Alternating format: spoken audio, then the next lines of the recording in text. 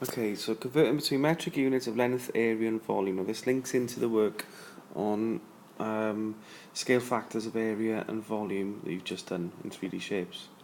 Okay, so if for example I take 23 kilometers, I can convert that to meters by multiplying by 1,000.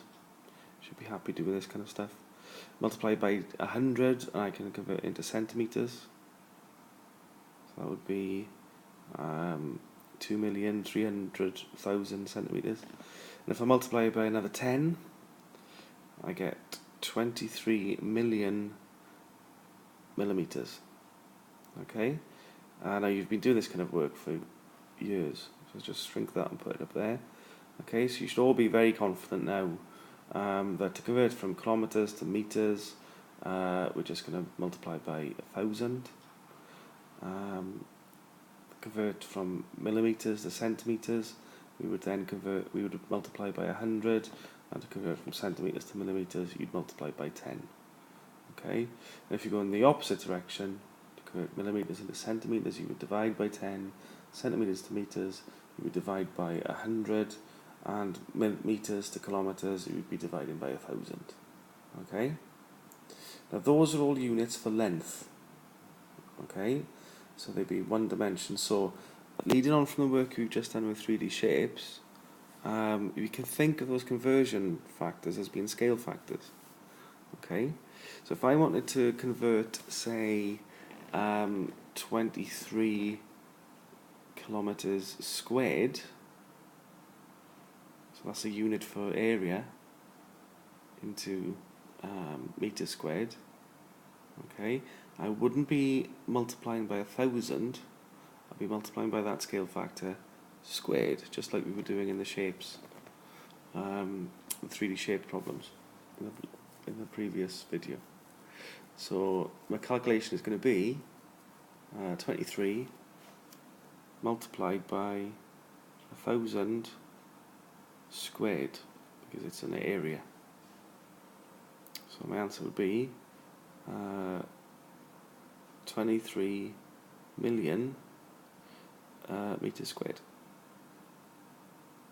Okay, and when you're dealing with numbers this big, you can actually see a reason for using standard form. So if we just convert this into standard form, that's to be 2.3 multiplied by 7 meters squared.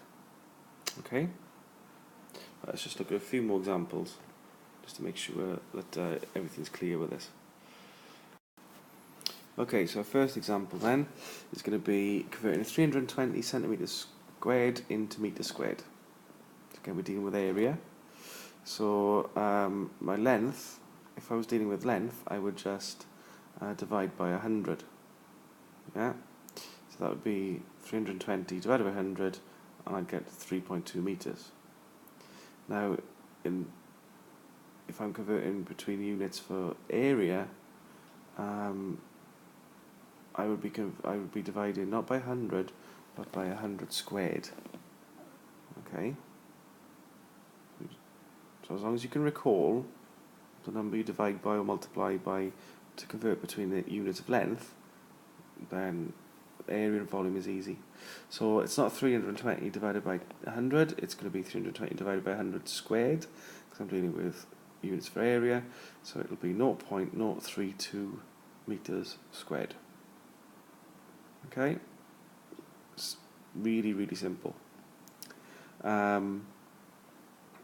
Let's see if we can just do a slightly more difficult one. Let's just separate the screen off you so the examples are different. So let's do 15 centimeters cubed into millimeters cubed. So again, in your head, think about how you would do that if they were units of length. But to convert from centimeters to millimeters, I would times by 10. So 15 centimeters would be 150 millimeters. All right. Again, that should be very, very straightforward to you. You'd be doing it since you were very young now.